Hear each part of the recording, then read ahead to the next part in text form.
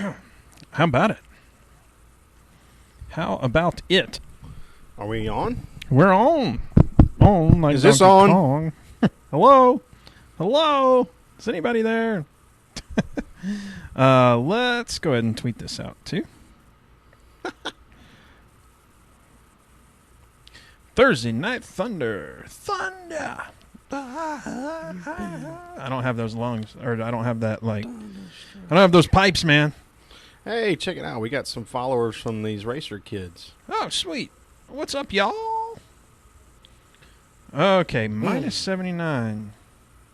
We've had some DEFCON level 8 lightning strikes off in the distance that we're getting a very good view of.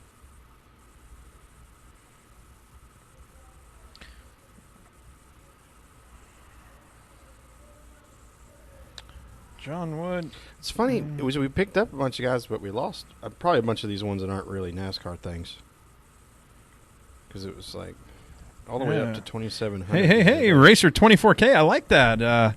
What up? Sherwin got a haircut. Sherwin did get a haircut. Look Sherwin how pretty he is. did get a haircut. Yep.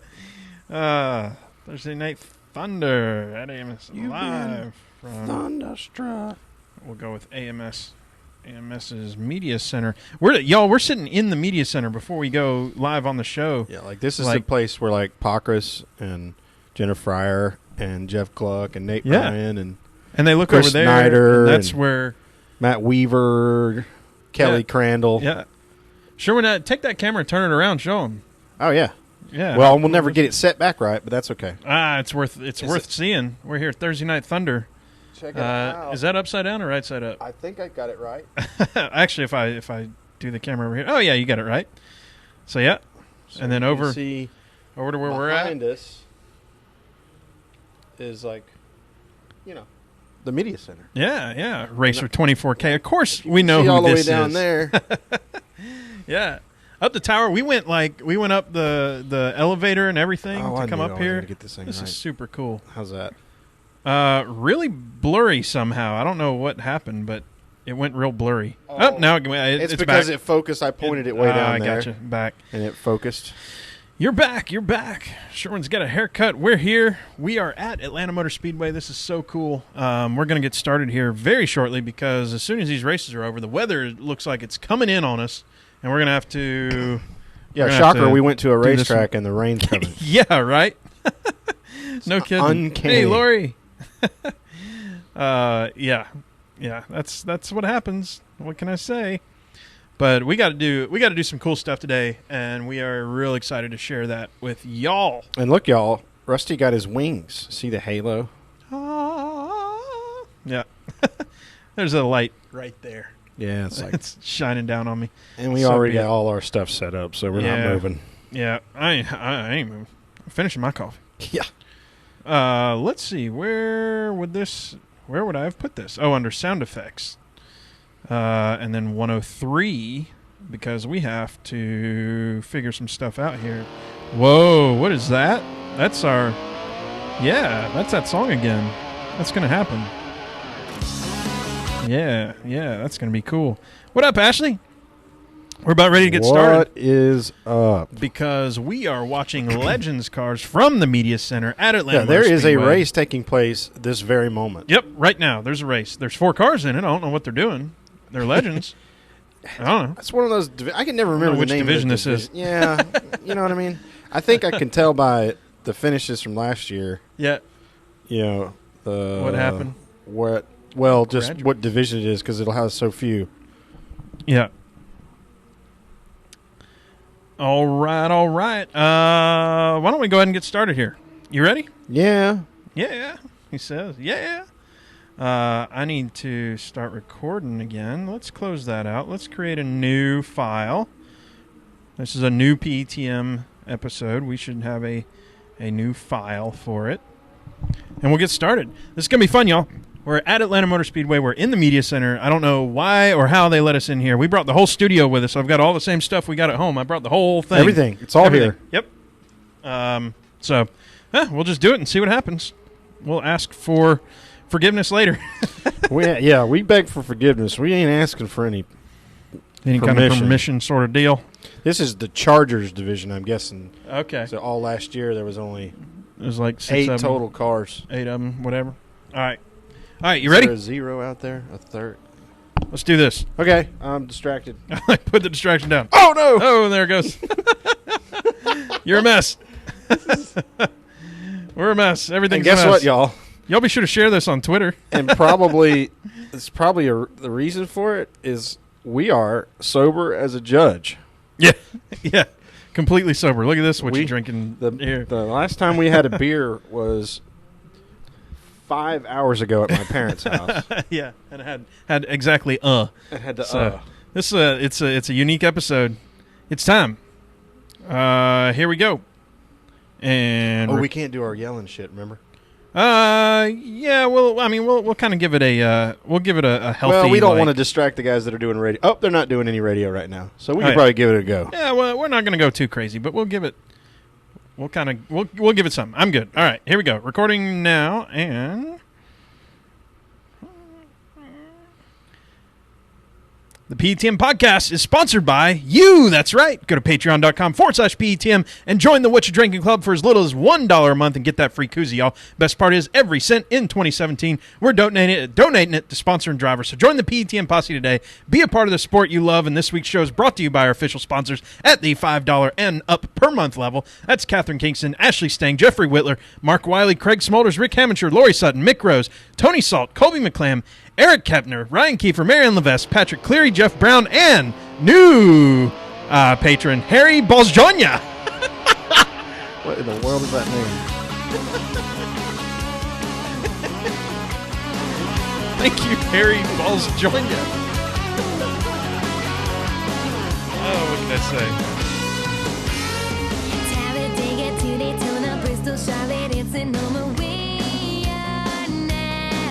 Welcome, y'all!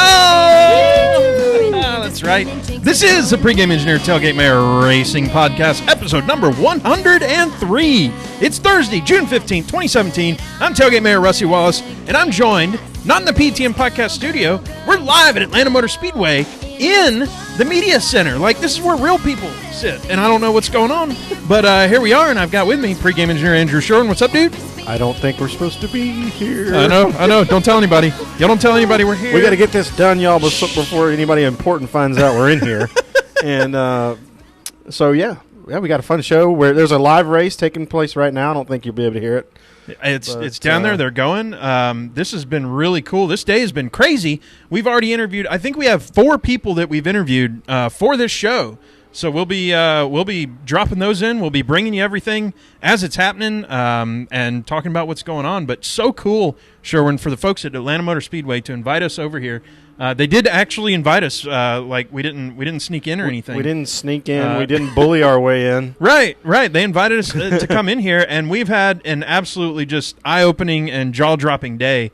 Walking through the garage here for the Legends race. So if you don't know, every Thursday night they do Thursday Night Thunder in the summer, and this is week 3 of that.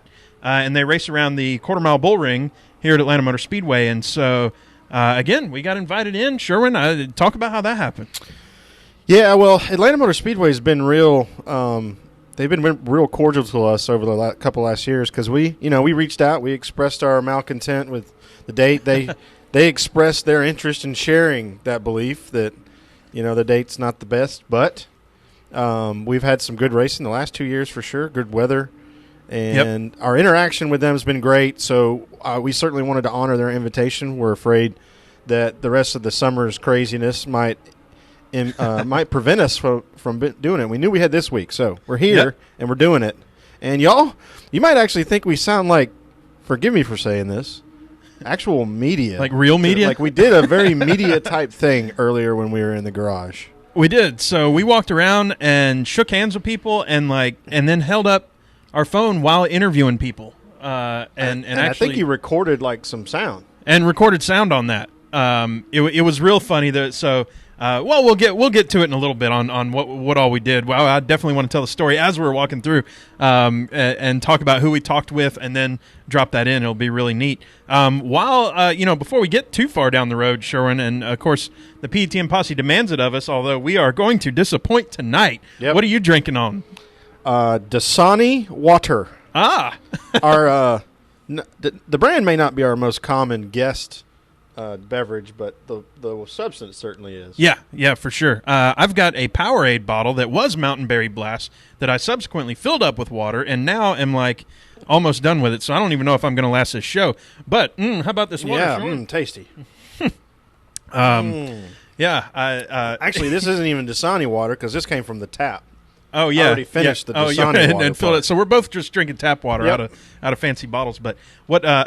So we went downstairs, and this would have been true PETM, and we wouldn't have been allowed back here. But we went downstairs to grab a bite to eat right quick, and of course down there they sell beer, right? Yeah, they do. And we looked at the beer for a second, and we were like, would we be the first people to bring beer up to the media set? Like, did Darrell Waltrip ever just crack one right here? Yeah, I don't know. I would say no. I would say that could get us like disinvited for the future. Yeah, potentially.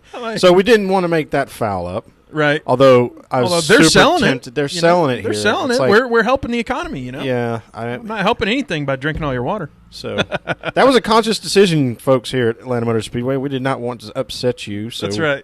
We did not buy the beer. So hopefully we don't disappoint you too much. I'll bring it back in, though. Car number 3. It is the 103rd episode, so we got to go to car number 3 here. And Sherwin, I mean, you know, I can't be sarcastic. You could have written a on dissertation on this. I can't be silly about it. Whatever. Obviously, we're talking about Buddy Baker with his 61 starts and 2 wins in that number 3 car. Yeah. No, I was sarcastic. At least that car's been to victory lane a couple times. Yeah, a few times. So Dale Earnhardt, y'all, the stats that folks know: 529 races, 67 wins, 7 championships, all that stuff. I think 76 wins. 67 in the number 3 is, I guess golly. what I should say. Yep, sorry. Because he was in the 2 and the 15. So I thought something interesting here. Total laps that he had in the number 3 car, 162,817 laps. That's unfathomable for me, considering most of them are 300 to 500 laps, 500 on your shortest tracks, 300 on your 500-mile tracks.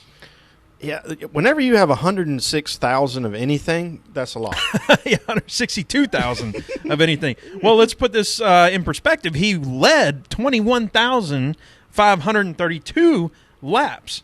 So that means, if you do the math, if you held a race that had 9 laps in it, you expect Dale Earnhardt to lead one of those laps. Yeah. Anywhere, anytime, career. Yeah. That's career. Nuts. 1 out of 9 laps he led. Holy cow.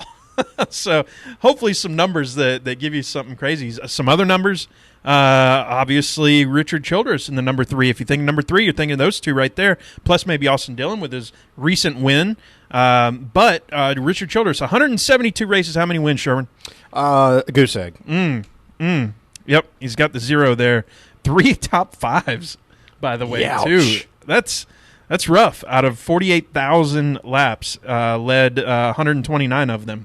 So that wasn't a very... So not like 1 of every 9. Top 10's 56. So 1 out of every 3.5 had That's a top a commitment 10. to racing That's okay. right there. That's wanting to be at the racetrack. Yeah. So had the money, had the car, and probably didn't have the money. Had the car, had the drive. So hats off to Richard. No, and you've heard his story about selling liquor down at the blues clubs when he was a kid. Oh yeah. Just like just like we were hearing about Raymond Parks doing. Yes, same sort of thing. Yeah. So crazy stuff with those numbers. I mean, by the numbers, hopefully bringing y'all something that's a little bit different than just saying, hey, it's Dale Earnhardt. But there was a 03 car, by the way, and maybe still is at some point. Tommy Gale, Richard Brickhouse, Leroy Yarborough with 11 races in the 03. I think we've talked about Leroy Yarborough a couple times. Yeah, he's been in a bunch of different cars, so his name pops up all over. I love that. I love his name, too, because it's not Leroy. It's Lee and then capital ROY. Yes. It's Leroy. It's 2 different names, but 1 name. Yeah, I love that name. All right, dude, it is time to tear it down. You ready to tear it down? Yes. I'm not, because I suck at all the... there it is. More fun. Tearing it down, I mean, there's one thing to talk about, dude. You flipped your couch over, didn't you? I did.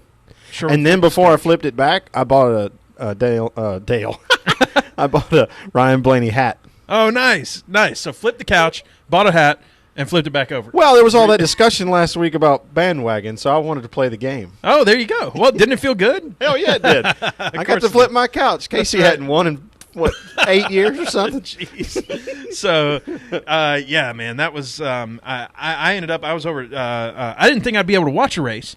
And then I went over to my grandparents' house, and I forget that my grandparents and aunt and uncle are all big NASCAR fans, and of course they have the race on. Now, they don't have any signal, so I can't follow on Twitter. I can't do nothing else. They're down in a hole there, but I can watch a race. So I've certainly watched the last 50 laps at least of it, and, man, talk about on the edge of my seat. I heard people talking, or I saw something on Twitter that was saying it was a boring race, and I don't get it. Maybe I did. Of course, I did not watch the first laps or so, but that last bit, holy cow, the 50, and I say the last bit, but the last third of the race at least, I watched the whole final stage, so I watched a half of the race, matter of fact. Yep. Yeah, so we just had some gobbledygook having in the restart over there. Oh. Yeah, so here's what I would say to the people that are on the Twitter and they're into racing, but they think Pocono was boring. I tweeted out, I said, between listening to the scanner audio on the computer and interacting with people on Twitter and the actual race, I almost didn't take a breath. Yeah. It's like, I just don't understand how that's boring. Yeah. What we were doing out there. So, I mean, not to have any dead air, but it's on you to make a race more exciting for yourself. Yeah. No, take some ownership of it. I hear you. And find other ways to interact. I couldn't. I couldn't sit down. I was going crazy. My family probably thought I was crazy because they're like, "Why are you rooting for this guy that we don't know who he is? He's not Dale Earnhardt Jr. and he's not. You know, why are we rooting for this guy?" So no, they're not that. They're not stupid. I'm making them out to be stupid, but they. I think they were definitely a little bit like, "What's going on here?" So. Yeah. But anyway, speaking of Wood Brothers, speaking of Blaney, we got to talk to a fella today, Sherwin. We sure did. The manager of the Wood Brothers 21 Twitter account, the grandson of Glen. You're going to get to hear some audio from him in a little bit. So that was a lot of fun. It was just happenstance that Brian happened to win the race. He was already going to join us. So that's cool. It was perfect timing. We'd been talking to Jon Wood for a while, saying, "Hey, Jon, why don't you come on the show?" And he's like, "Yeah." And we finally get it. Hey, we're going to be at Atlanta Motor Speedway. Why don't we call you from there and have you come in, have you come on the show from there? And it all worked out. And then, boom, next thing you know, they win the race. And so it kind of pumps up another special piece for us to drop in. So without further ado, I'll drop it in right now, and y'all can hear us talking to Jon Wood here. So really cool deal. I hope y'all enjoy it. All right, y'all, we got a very special guest on the podcast tonight. Former driver in all 3 racing series, including 119 starts in trucks, 85 in Infinity, 4 in Cup. He's a grandson of Glen Wood of the famous Wood Brothers, and now director of business development for Wood Brothers Racing is Jon Wood. Jon, how are you doing today? I need to probably update I wouldn't say my title, but whatever you put at the bottom of an email. Yeah, the old signature. Business development. Aha. Well, that's a great lead-in right there. What exactly are you doing for Wood Brothers right now? Okay, so prior to, I guess, last year, we weren't really. Well, all right, let me start over. So the way our team works, my dad and his brother, they own the race team. I mean, I have a little share, but it's not. I mean, they're considered the owners. So we all kind of contribute together. And if something needs to be done, whoever's the side or most willing will do it. Collectively, the 3 of us go to the team owner council meetings, and I help with them running the day-to-day. If nothing else, because they're getting a little older, and somebody in the family needs to kind of learn how things work. Yeah. So I've kind of started doing that. Lately, I have dabbled a little bit in merchandise and apparel. So we, I guess our motto has always been that we're in the racing business, not the souvenir business. But with Ryan's increased popularity and all this other stuff, couple that with the fact that I kind of like kind of clothing, whatever you call it, that Ryan is. I like the throwback look and the vintage apparel stuff. It's sort of an avenue that we were lacking on. It would be a really cool thing to do, like with hats and shirts and whatever. And I know it sounds trivial, but I'm getting to a point. So I got with some of the other companies that make stuff, Fanatics and SFMI makes stuff, and it's just been easy ever since we started. And with some of the stuff they've made, and couple that with Ryan wearing it, it's almost like a side business, and it's something that we've really never done, never been a part of. I've just had a lot of fun with that lately, and it's something I've been doing this week. That's why I'm more apt to talk about it than normal. Do a little bit of everything. Again, it's a family business, and we all just kind of pitch in. And well, so one of the things I wanted to ask you, Jon, is when obviously you know you're competitive. Ryan's been really fast a lot of different places last year and this year too. Did it freak you out a little bit when you win? Not just from an excitement point, from a holy crap, we're back in this thing. We're really doing it. We're in victory circle. It's been. You know the saying, if you stick a frog in boiling water, it'll jump right out. But if you stick the frog in cold water and you slowly take it to a boil, it'll boil to death. Yeah. Right. It's almost been that way, where it's been just long enough and just gradual enough to raise our expectations. The past 2 or 3 seasons have we've gone from content with making races, which that would have been in 2015 and all years prior to that, to if he doesn't qualify in the top 10, it's like unusual. And I mean, we've had some mechanical issues that have plagued our racing lately, but if he's not racing in the top 10, it's unusual too. So it's really, and the frog analogy I think is more than not. It's really like that. I mean, it's just been such a gradual thing. It wasn't something that just caught us by surprise. With Trevor Bayne winning the Daytona 500, that was like oh my gosh, this is shocking. But this deal with Ryan has been, it's something that I'm going to expect this week, next week, the following week, and the following week. With Trevor, it was, well, what do we expect after this win? You know, he hasn't really, we don't know what he can do, and we don't know what our cars can do, but with Ryan, we have a pretty good idea and a pretty good understanding of what to expect, and we have pretty high expectations. What has this week been like for you, for the family? I got to imagine you've got apparel flying off the shelves. You already said it was easy to sell this stuff. I got to imagine it's even easier right now, and the hard part might be manufacturing it.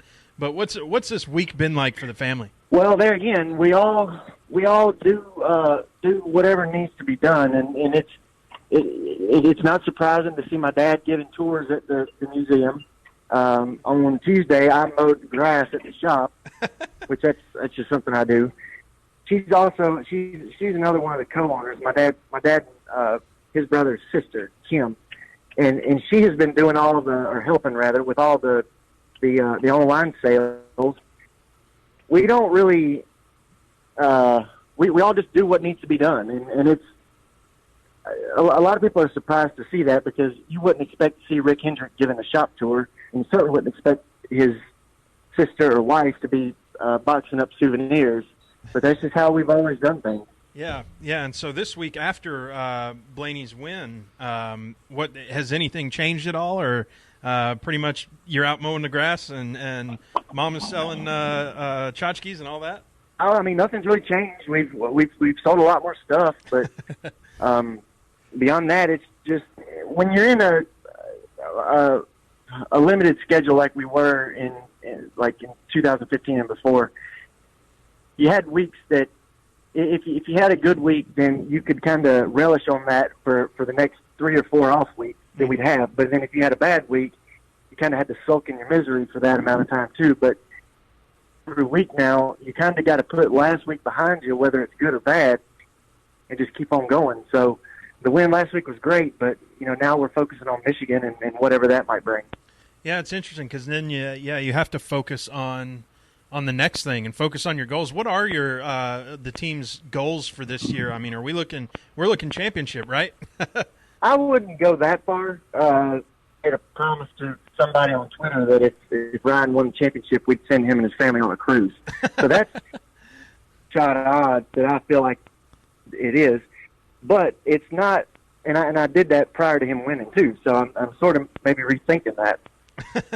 But it's I mean he's certainly he's got the speed to do it, or we do, or whatever. It's just what I would consider a rookie team. I mean, Jeremy Bullins, Ryan's crew chief, he's still pretty green behind the ears, or wet behind the ears, whatever you call it. I mean, he's got a lot of experience, but compared to Rodney Childers and some of these other winning crew chiefs, he's very, very new. Ryan's still new. We're going to continue to make mistakes, and that's just part of it. That's part of learning. He's, so far as having the equipment and the raw ability to win a championship, that's not far-fetched anymore. Yeah, I got to imagine that's maybe not goal, or maybe goal is being competitive in that championship, and I think that's certainly a very achievable goal for that team. And once you're competitive, who knows, any given Sunday kind of thing, you could win. We got a rainbow that just appeared out here at Atlanta Motor Speedway, so that's kind of cool. Tell us about your own kind of early days of racing. I mean, obviously you got into racing with the family, but how about your racing career? What was that like, and how did you enjoy that? I think a lot of people, because I also do the Wood Brothers Twitter, the social media on race day and stuff, and a lot of people to favor that account because I'm pretty brutally honest. And when we're having a bad day, I'll just say, look, we suck. A good day, I'll say that we're good. And not to make excuses on whenever I came through in racing, because a lot of guys that were in same level of like getting into the sport, some of them went on to make it. But I feel like it was tougher then than it is now. Back then you were sending 5, 6, sometimes 8 cars home on any given race weekend, and in the Xfinity Series, which at the time was Busch or Nationwide, I was racing with 20 other Cup guys, and now everybody's pitching a fit over there being 5 or 6 in the field. It was a different time back then. Yeah, I just I feel like again I don't. It's not called an armchair quarterback because that would really be the word, but it was. I just feel like if I were to have been in the same situation now, hypothesize on that because I could think about it till the cows come home, but I've never really come up with an answer. It definitely was a different time, and it was a tougher time.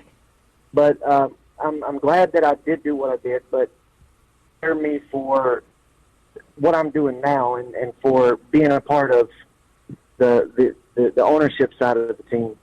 I wish that I would have paid more attention all along to the inner workings of our team, because I think I would have been much further ahead now than I am.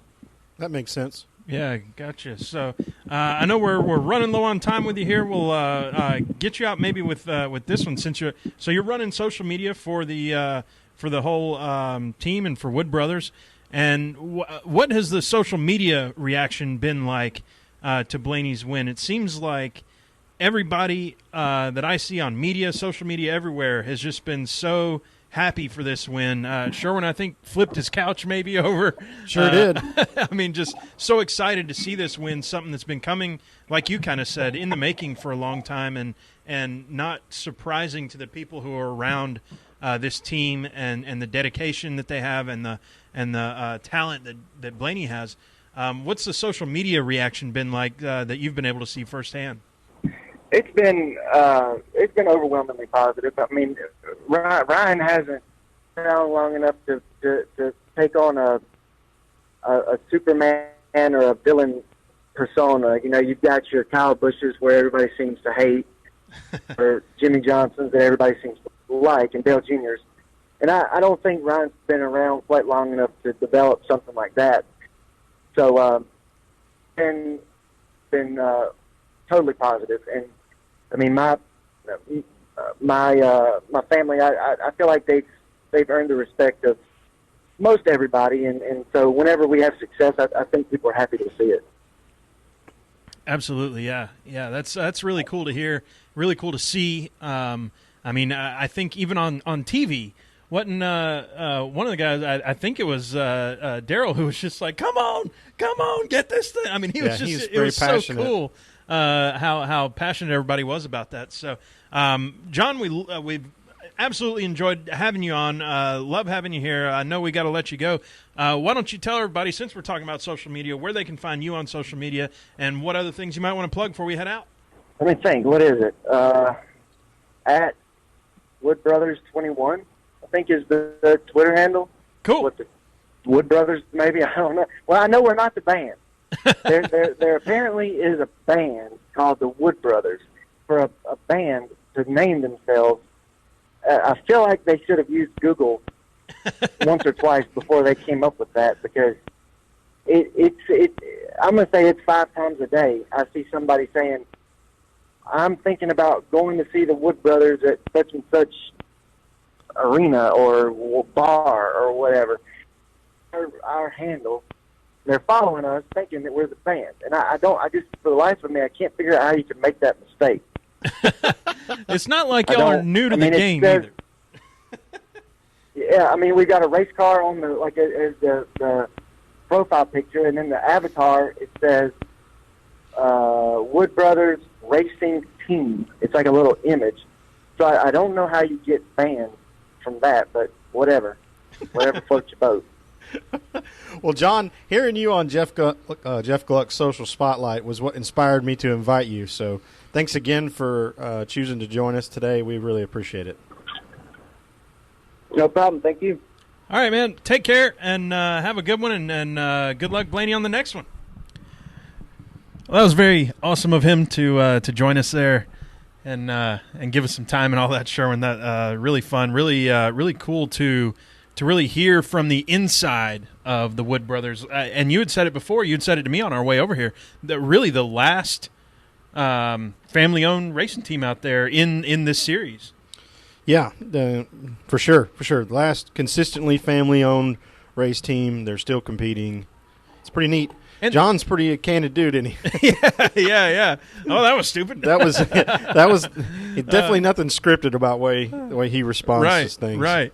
Now, Sherwin, it would not be a race that we attend if it didn't rain. Huh? So well, yeah, that's looks like what it's doing right now. The PTM curse continues. It is raining outside of Atlanta Motor Speedway right now. Hey, we're up here in the media center with now I feel like a jerk because I'm always the person that's down in the stands. So I don't know if this is like my I don't know, penance that I've finally paid enough karma off that I at least get to sit somewhere dry and warm and nice or whatever. We got air conditioning, we've got lights, we have. Again, under this. Matter of fact, I'm parked underneath a thing too. We didn't talk about that. Yeah. So ahead. They drove us in. We're like, so tracks have that big elevators that go up to the boxes where we're at. We're way up above the track, and so we went up in Tower 5, up the Tower 5 elevator, and we're parked like 30 feet away from the Tower 5 door. Yeah. I got out and told the fella, I said, now this is my parking spot on race day too, right? Yeah. I mean, there would be 100,000 people walking right there. When we pulled in, we were going, we're not supposed to be here. We're not supposed to be here. What are we doing? We've been saying that all day. Yeah. So speaking of all day, I mean, Sherwin, we came in, we got our credentials. I mean, here it is, our little. Show them the green wristband. Yeah, the wristband thing. And once we got that was a golden ticket. You get to go pretty much wherever you want to go, except where we had that little run-in down here. Well, yeah, we did have turn that. 3 or 2. We were there for like 3 practice sessions before somebody came from like one of the EMS guys. For like 10 minutes. Yeah, one of the EMS guys comes running up. Y'all got to move. Y'all got to move now. He was straight pissed. Yeah. I was like, well, how about the last 15 minutes when these cars were barreling down the turn 2 at us? But all right. Yeah. We'll now, mind you, we're on the other side of a concrete wall that also has steel pilings and cable. Yeah. So that's okay though. We were not where we were supposed to be. Right. So we'll deal with that. But we walked around in the garage, and walking around in the garage, our handler. Yes, Brad, we did have a handler. Yeah, he was, which was a good thing. Yep, that was a good thing. But he was like, oh, let me introduce you to this guy. Let me introduce you to this guy. Let me introduce this guy. And so every person we walked up to, we then looked in our book or looked in whatever. We got our program, and that was like the champion last year or the most recent winner or the blah, blah, blah, blah. So we figured we'd drop a couple of these in here so y'all can hear these folks talk. Our first one, Jensen Jorgensen. Y'all look out for him. Tell us about accolades, Sherwin. Season champion last year in the semi-pro Legends division. Mm-hmm. He won like 7 races or something. And 8 in a row. Didn't have a finish under 3rd. Wow. It was like 3rd, 2nd, 1st, 2nd, 1st. And he's got 8 in a row at Thursday Night Thunder at Atlanta Motor Speedway, going for 9 tonight. So without further ado, here you go with Jensen Jorgensen. We're here with Jensen Jorgensen, man. How you doing today? Good. It's hot. It is hot. You looking forward to this race or what? Yeah. We just got our set of tires and they look decent, so I'm excited for tonight. All right. Now show me which car is yours. Which one here? It's this 32 car here. 32 car right behind us. Beautiful car, and I see 3 cars with Jorgensen on the name. Tell me what's going on. Yeah, that's my sister right there in the 3 car, and then you got my teammate that's in the semi-pro class is in the 05. And then you got another car over here. Garrett is my cousin. He's in the 44 in the outlaw class. Okay, now who are you racing against tonight? Yeah, that'd be my sister in the pro class. Okay, now who's going to win? Yeah, we don't talk about that? Yeah, no, we don't talk about that right now. Doesn't make for good Thanksgiving conversation, nothing, does it? Exactly. All right, so tell us about this race. What are you looking forward to? I don't know. We last year we won 6 straight in the Thursday Thunder to finish off the year, and this year we're 2 straight so far. And I think I'm closing in on a record for most straight consecutive wins. So hopefully I can keep that going tonight and have 9 straight consecutive wins at the end of the night. And that's the main thing I'm looking forward to. 9 straight consecutive wins. The guy to look out for here, sorry, I said your name wrong, Jensen Jorgensen with us. Thank you so much, man. Yeah, no problem. Thank you. All right. So, Sherwin, that was before. That was before. We were talking about what if. What if? Yeah, what happens? What happens if? They come out here and they actually ran the race, and Jensen, now they have these weird rules. Like, he was not allowed to start better than 8th because he had won the race last week or whatever. So last week's winner can't start better than 8th, and last year's champion or something like that is not even allowed to start better than 7th in a race. Right. And ironically, while we were in the driver's meeting, another cool experience, it was Jensen who asked the question, what if we are the past champion and the points leader and the previous winner? Yeah. What happens then? If we you start 8th. Yeah. You just start last. It would be funny if he's like, just add them up. Whatever. It doesn't matter. Just go for it. Well, he kind of drove through the field and then was battling top 3 the whole night. True, and you could tell at the end that his car and the car he was trying to pass were the best because they were racing each other really hard and pulling away from the field. Yep. So he's racing his sister pretty hard, like he said before. So I think she ended up 3rd. Came down to the last few laps. Jensen made a pretty daring move. They were back and forth, some real good racing going on, and then suddenly he said, "You know what?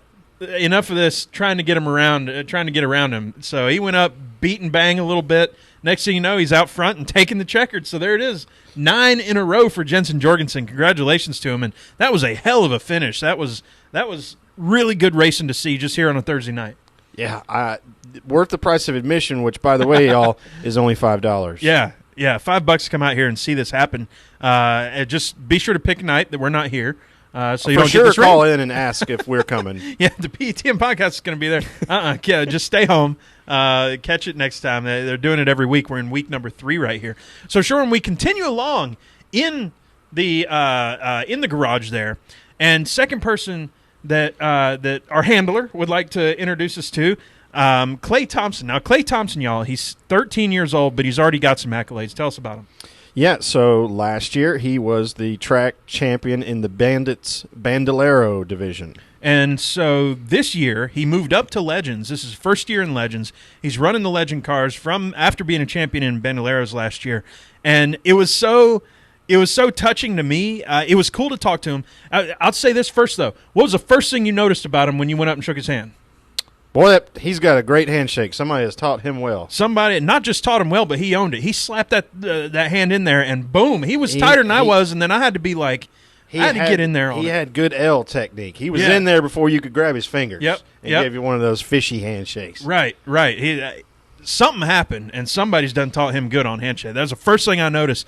This old boy's he's got a handshake now. Second thing, then it got real sweet because we're sitting there doing the interview, and I believe one of his family members is so excited that he's getting an interview. He's 13 years old, but he's series champion. So we're in there, the quote unquote media guys interviewing him, and she's taking pictures and stuff. But it really was cool to talk to him and to hear later. And what was funny, Sherwin, is afterwards, after I cut the mic off and we started talking about, because I was asking about the differences between the Bandoleros and the Legends cars, and he started just rattling on that. He was going, and I was like, I can't believe I stopped the microphone. This would have been so good too, but now I can't be like, oh, let me stop and pull it back out. And there's no redos. No redos. So that was just conversation for us. But his dad was really fun to talk to. His mother thanked us. Yeah, it was so cool. So that was a conversation, that we got to have. Here's a conversation that the PTM posse gets to hear too. Here it is. All right, we're here with Mr. Clay Thompson. Clay, how you doing today? Good, you? I'm doing great. And that's a fine hat. I already talked about it before, but he's got a fish hat with the Georgia flag behind it. I love it. Where'd you get that hat at? A couple stores down from my house. I don't really know how to explain that. Oh, it's all good, man. I can't think of the name of it. So you're driving this 99 Legends car here. Just moved up to Legends recently, I heard, and scored a win just recently. Ain't that right? Yes, sir. Tell me about that win. How excited were you? Oh, it was very exciting and emotional getting a win. Nonetheless, at Thursday Thunder with some of the best racers from all across the country and the globe here. That's great to hear. And look, we got a fan club right behind you taking pictures and everything. That's all good. Man, we wish you a ton of luck tonight. We're looking forward to it and looking forward to hearing your run. Anything to say to the folks out there? I want to thank you all for tuning in. I want to thank my mom, my dad, God for keeping me safe, and my grandpa, Thompson's Auto and Truck, and Ryan Farbo for helping us get the car set up. Well, there's a pro right there at it. Mr. Clay Thompson. Thank you, Clay, and we'll talk to you soon. Thanks. Man, a freaking pro. He's a pro. He was better than I am. He's ready. If he's got all of what it takes to do the media side of the sport. He's got the accolades here from I keep saying the word accolades. Maybe that'll be my drinking word when I get home and have to listen to this and I'm sitting here drinking water right now. Right. But he's got the chops. He's moving up, and I listened to that interview. And then, like I said, after that, he's just rattling off after we're just asking him a few other questions. That dude was super cool. Yeah, actually staying. Yes, sir. He was calling me sir, and I'm like, I'm uncomfortable with this. But okay. Well, and I got to throw you a bone here because I don't have whatever it takes to do what you were doing there with driving an interview. So I got to just sort of watch these things happen. Yeah. I'll get better by not turning the mic off so soon. That'll be where I get better. Right, because you can always delete the extra footage. Yeah, then we start pulling actual sound bites instead of dropping the whole thing in. So after that, Sherwin, our handler, took us to the drivers' meeting. And we sat in there. We got the program here and all that. We got to sit there with the drivers, all the drivers in there, listen to really what was going on. And it was really cool information to hear all the behind-the-scenes stuff that's going on, what to look for out on the track, what all the different lights mean, what the cones mean, how they're going to line up, and the different rules. I wouldn't have understood the rules before either. Choose cone. Choose cone. I still don't know if I understand that one. Yeah, so the choose cone is something that Weaver's been pushing, like even to make its way all the way up to like the trucks level. Yeah. At tracks like Martinsville. What it is when it's time to line up, these guys under caution are single file. They're not doubled up. And so they get single file, and then once you pass through the choose gate, there's this yellow sign and yellow cones out here that's right past halfway down the backstretch. And then you get to decide whether you want outside or inside. Mm-hmm. So what did we see? We saw somebody, the guy we've been talking about. Jensen. Yeah. So he's running third. Well, first and second both line up on the inside. So he gets to move up to the front row. And I don't think it paid off in the first time he did it, but the second time it did. Yeah. Well, the second time he just didn't let up off that gas anymore. He said, "All right, I'm faster. I'm passing." Yeah. It gives a driver with a little bit extra desire a chance to take a chance and get a better position to start. Yeah. So that was fun. It was cool to see. They even did a little video like they do for the Cup drivers. So. We even got to see kind of how that works out and the videos they have to watch beforehand and everything. So really cool to be down there in the media center. And then as we're leaving, we got taken over to Miss Amber. What's Amber's last name? It's killing me now. Amber Fleeman. Yep, Amber Fleeman. So Amber Fleeman is a driver, a Legends car driver. She is also an undergrad at Georgia Tech for mechanical engineering in her 4th year. What a perfect thing for us. Yeah, it was all the things. It's funny. She walks out. She's got her sorority shirt on, and she walks out, and it looks like she's kind of like, okay, yeah, I'm ready to do an interview, and we're like, Georgia Tech. Yeah, we went to Georgia Tech. And then she lights up. She's like, she did. Oh, yes. Oh, awesome. We're definitely, let's talk now. This is great. That really got things going. So here's Amber Fleeman, y'all. We're here with Amber Fleeman. Amber, driver of the number 98 Legends car. Yep, number 98 over here, Legends car. And also fellow Georgia Tech person. How you doing, Amber? I'm great. How are you? I'm doing great. It's awesome to be here. What are you looking forward to in this race? I'm excited to kind of redeem myself this week. We've had a rough first start to the season, but we came to practice last night, got the car really good for as far as I know, and I'm excited to hopefully finish a little bit better than we had the first 2 weeks. Now tell me how you're tying this in with going to Georgia Tech. What's your major out there? So my major is mechanical engineering, and I'm actually going in hopes to be an engineer on a race team in a year from now. Well, that's fantastic. You got quite a resume then, right, with the Legends? It looks good. I can say that. Right. You got some tips for Kaz Gralla? Oh, I saw that he's coming to Georgia Tech, and I'm so excited. It's going to be another I thought I was going to go to Georgia Tech and find all these racing people. There's not that many people. There's one girl who drives monster trucks, and I've yet to meet her because she's, I think 2 years younger than me. But there's, not a lot of people that are into racing, and I'm just like, where are you people at? Yeah, come on, people. Engineering, racing goes hand in hand. Right. Well, there are some people like us and a couple other people that have written some stuff that's coming out now. I don't know if you saw that. Kind of a connecting original Dawsonville NASCAR scene to Georgia Tech through Raymond Parks. If you haven't seen that, you need to read it. It's written by Doug Goodwin. Okay. Yep, we'll send you the link and everything. But anyway, good luck tonight. We're looking forward to watching and excited for another Georgia Tech fan. Huh? I appreciate it. Yeah, we have to say go Jackets. There's too many dogs around here. That's right. Go Jackets. Go Jackets. Thanks, Amber. All right. So Amber Fleeman, great to talk to, and we've already talked to her and said, you know what? For the type of folks that we are, for the type of show that this is, we got to have you on the show. And she was like, oh, absolutely. Give me a call. It'll be great. So looking forward, at some point, we'll have Amber on the show, too. Yeah. And that could be another one of our exotic shows, too, if we can play our cards correctly. Yeah. So, Sherwin, Not that kind of exotic. You had mentioned it in that interview, but Georgia Tech actually has a expose, if you will, on the history of NASCAR and how it relates to Georgia Tech and in the South. And there's Doug Goodwin wrote it. He's one of the writers there at Georgia Tech. And actually, we have I thought it was really cool because we had talked to them a couple times. We may talk to them some more. We'll see what comes of all that. But they actually put us as a bibliographical reference at the end, or like a credits / credits. Yeah. Wasn't even thank you. It was credits. So I was like, all right, we are actually accredited somewhere. They used us as like a source. So that's really cool. And it's only the first part of 3. Yeah, there's still two more to come. Yep. And excited about that. Yeah, that's gonna be cool. So we'll definitely be tweeting out the links and all that, and y'all can catch that. But that takes us, Sherwin, takes us to Michigan. So it's time to gas it up and head off to Michigan. Closest track to Detroit, Motor City, where the big three used to duke it out. Now it's two of the big three. Yep. And Toyota. Michigan, raw speed. Just raw speed. Who's got the speed? It's been a really good race. The last few races, if I recall. Matter of fact, it's been great. Obviously, Roger is no longer there as the president of Michigan, but he will be.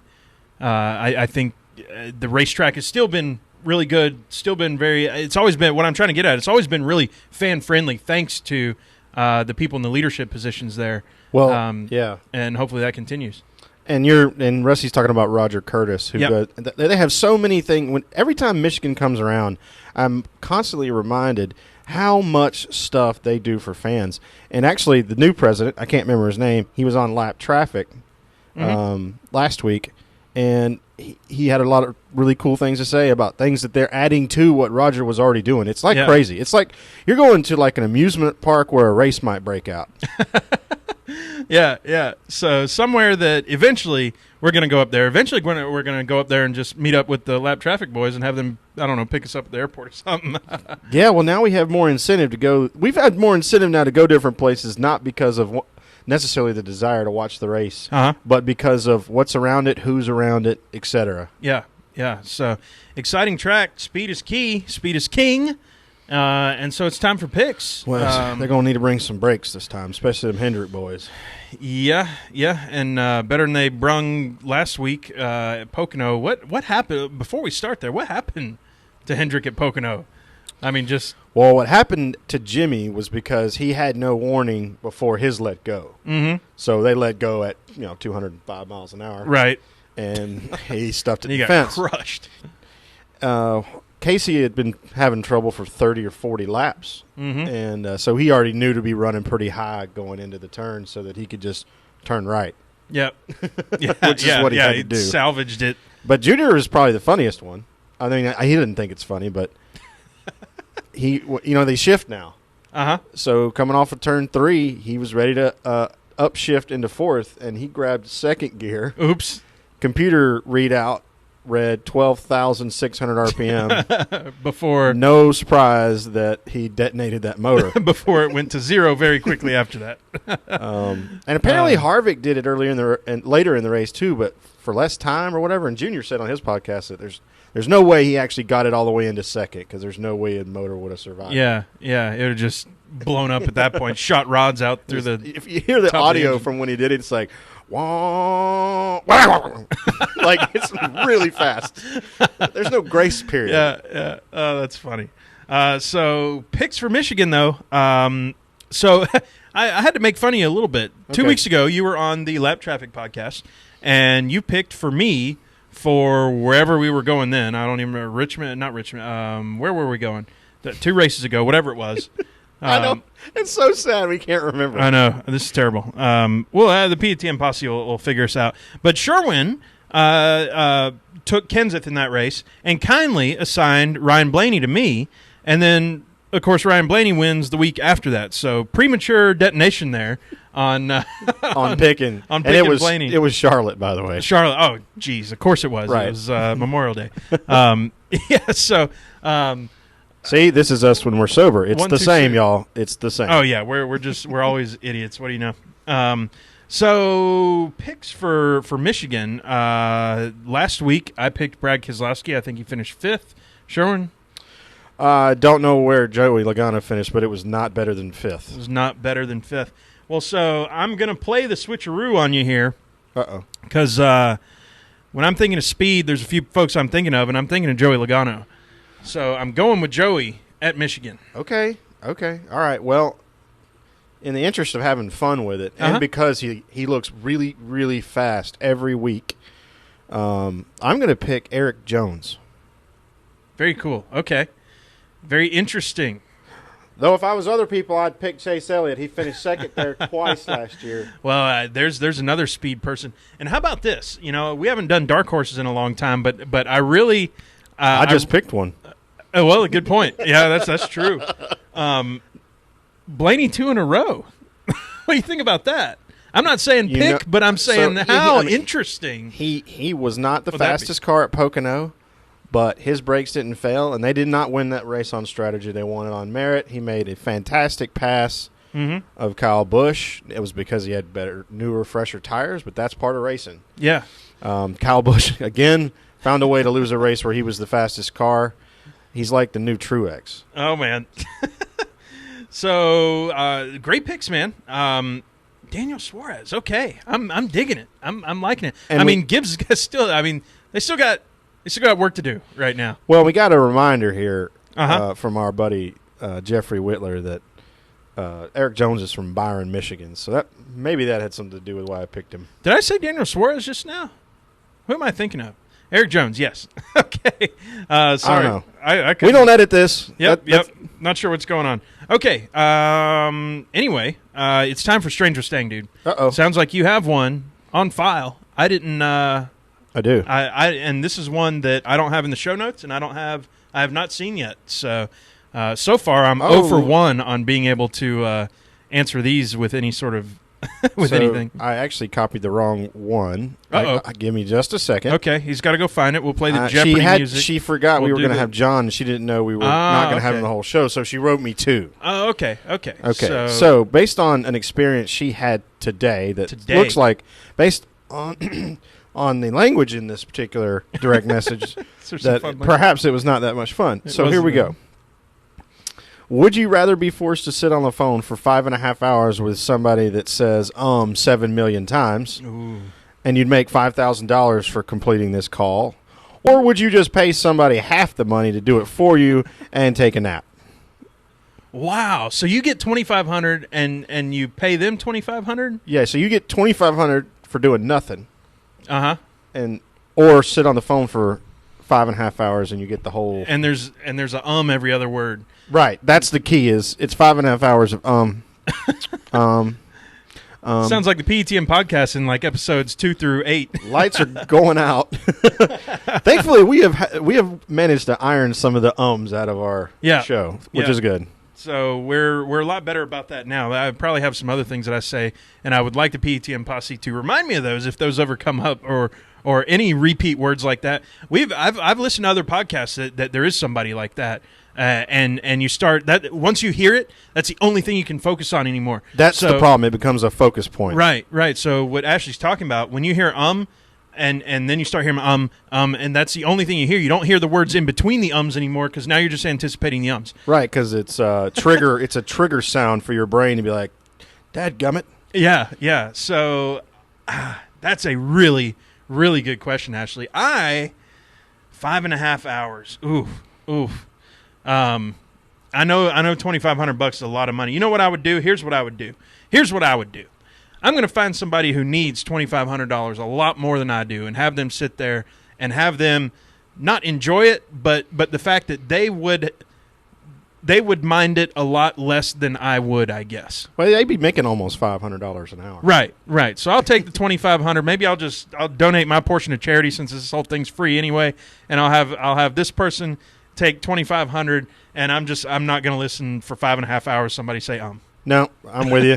I don't have a counter opinion. Okay, so that brings us to the end then. Y'all know where to find us. And Sherwin, before we do anything, we got to thank Atlanta Motor Speedway once again. They're shutting the lights down, so they're not going to race anymore. They've lost the track. Of course, we're here. Of course, they're going to lose the track. Yep. The other media people beside us, they're leaving. The PA announcer's done left. He's probably the radio going to hit the guys bar. are packing up. Radio guys are packing up. It's just us now. Here. We're waiting for a steward to come and tell us to get the F out of here. Right. Somebody's going to be like, what are y'all circling around you, what your point is, Atlanta Motor Speedway, this hospitality is second to none. And we really want to thank them for letting us do this. We've had some, fanboy moments. Got to meet some cool people. Sure. Some people that, when I was telling other people about going to these races in the past, I watched Chase Elliott race here. I watched Joey Logano race here when they were young, really young. It might be 10 years before somebody today like a Jensen Jorgensen ends up in a national touring series. But that's definitely a possibility. And we got to talk to him, and we got to see him race. Yeah, and we got to pretend like we were NASCAR media for a day. Yeah. Which is, I mean, that's probably got some pluses and minuses to it. But I think the coolest part is going down there, talking to these folks, and getting these very honest and candid interviews with them. And then once the mic is off, because I hear that among the media guys, they're like, well, I was talking to blah, blah, blah earlier, and he said blah, blah, blah. And it's like, oh, man, see, those are the conversations that are so cool. And it absolutely is those conversations that you just get to have with these folks. And that, next time I'll leave the mic running and share that with everybody else. Right. So thank you, Atlanta Motor Speedway. Thank you so much for all this. What a blast. Maybe we'll do it again sometime, and maybe we'll anytime you need some rain, just give us a call. We'll bring it. Yeah, if that grass gets too dry, you just ring us up. Yeah, ain't no problem. You ain't got to waste money on any sprinkler system or nothing like that. I see a little brown spot down there, so that looks flooded, actually. Yeah, it does. It looks like mud. So anyway, y'all know where to find us at PTM Podcast, online, ptmpodcast.com. Find us on Instagram, Facebook, all the things, all the normal stuff. You know where to find me. I'm Tailgate Mayor at Tailgate Mayor. The crazy thing, it was so warm here today, the track is actually drying itself. Not all the way, but pretty. You can start to see where it's dry. It's almost dry. Let's run this thing again. Fire him back up. Get that PA announcer back here. Sherwin. Man, I don't know what to tell you. I'll just give you some at pregame engineer. How about that? I'll stop tripping over my words. There it is. And y'all, we're probably going to do a Tuesday episode next week. So as always, thank you patrons. Thank you Atlanta Motor Speedway, PTM Podcast. We're out of here. Talk to y'all next week. Thumbs up.